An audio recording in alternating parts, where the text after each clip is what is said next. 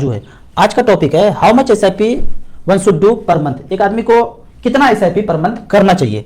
मान लेते हैं कि एक गरीब व्यक्ति है और 10,000 रुपये पर मंथ कमाते हैं। अगर वो अपनी जिंदगी में 4,000 रुपये पर मंथ बचा के 20 से 25 साल कर दिए ना, तो फाइनेंशियल फ्रीडम मिलना तय है।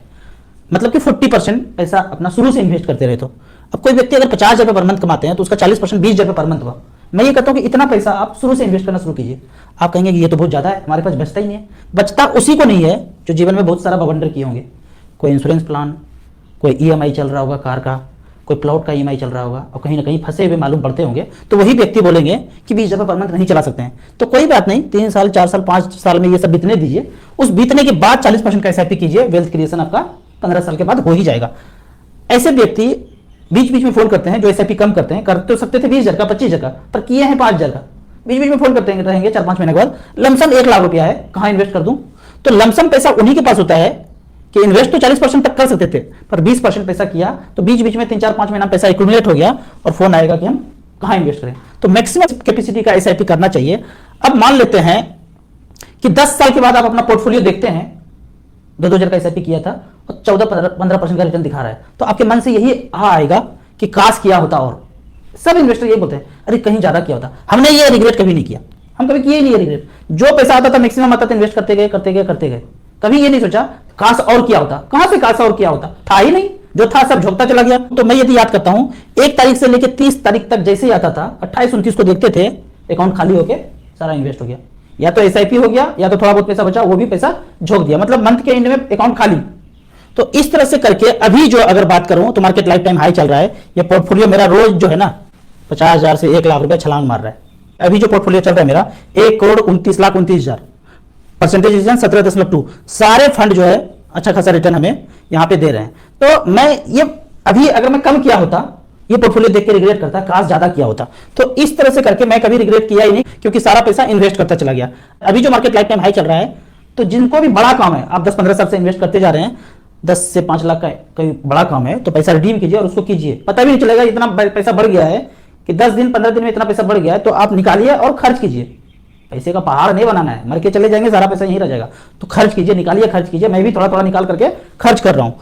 तो इस तरह से करके एक छोटा सा कैलकुलेशन मैं बताता हूं कि 1,000 रुपए पर मंथ 15 साल 15% के रेट से अगर चलता रहे तो 15 साल में लगभग 6 लाख रुपए बन जाता है। यहां पे देखते हैं कैलकुलेशन में एक छोटा सा कैलकुलेशन याद रखिए कि 1,000 रुपए पर मंथ 15 साल, और यदि 15% का रिटर्न मिलेगा, गारंटी नहीं है। आप 11, 12, 10 से कैलकुलेट कीजिए।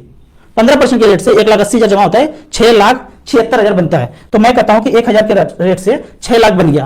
पर यदि 10,000 रुपया करेंगे तो 60 लाख रुपया बन जाएगा। तो खोपड़ी में एक छोटा सा कैलकुलेशन याद रखना है। 1,000 करूंगा तो 6 लाख बनेगा, 5,000 करूंगा तो 6-5 30 लाख बनेगा, 10,000 के दर से 60 लाख बन जाएगा, 20,000 के दर से 1,20 लाख बन जाएगा।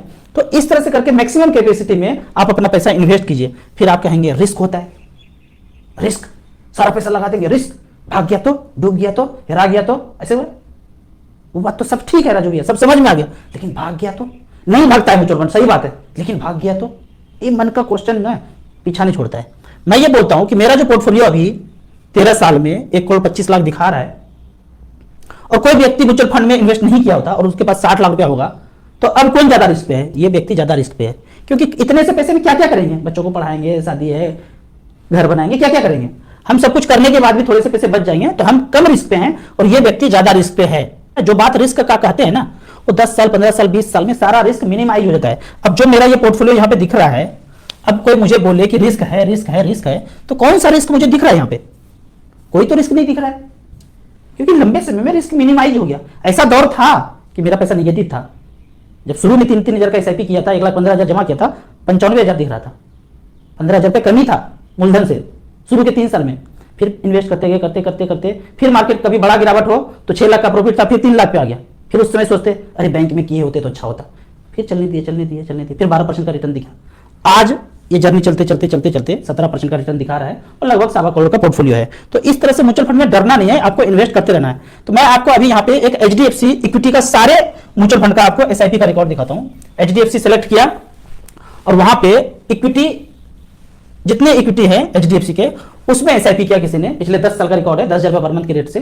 पहला फंड आता है एचडीएफसी स्मॉल कैप, 12 लाख जमा किया 2013 से लेकर अब तक, 33 लाख रुपए बना है, 19% का return. HDFC mid cap opportunity 12 lakh का वैल्यू, 31 लाख 30 हजार बनाया, 18% का रिटर्न। HDFC फ्लेक्सी कैप, यहाँ पे 10-10 रुपये पर मंथ जमा हुआ, AUM देखिए 34,000 करोड़, इतना खतरनाक AUM है। 12 लाख का वैल्यू, 26,74,000, 15% का रिटर्न।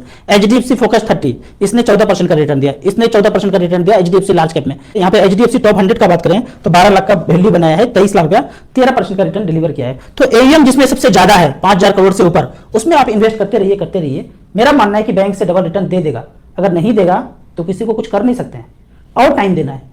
एक साल ऐसा लगा कि मार्केट गिर गया, 30-40% का निगेटिव रिटर्न है, थोड़ा सा और टाइम देना है। एक बात जान लीजिए, आपको मच फंड में वही पैसा लगाना है जो ऊपर नीचे हो जाए तो आपको फर्क न पड़े, आपके जीवन यापन पे फर्क न पड़े। ऐसा नहीं कि निहायत ही जरूरी पैसा लगा दिया, अब छटपटा रहे हैं कि मार्केट गिर गया, ऐसा नहीं करना है। आप ये सोच के रखिए कि 20 साल 25 साल ये पैसा नहीं निकलेगा, हम ये पैसा डाले हैं तो पैसा निकाल नहीं सकते हैं। कोई जमीन प्लॉट फ्लैट खरीदते हैं तो सोचते हैं कि पैसा निकालेंगे, वैसा ही पैसा यहाँ पे झोंकना है कि हमको वापस नहीं चाहिए। फिर आप मजा देखिए म्यूचुअल फंड का। आपको इसी तरह म्यूचुअल फंड के बारे में और कुछ जानना है, इन्वेस्टमेंट के बारे में जानना है, तो इस नंबर पे मुझे व्हाट्सअप कर सकते हैं। आपको म्यूचुअल फंड में शुरुआत करना है तो दिए हुए एसेट प्लस के ऐप से आप शुरुआत कर सकते हैं। मिनिमम 100 रुपया और मैक्सिमम का कोई लिमिट नहीं।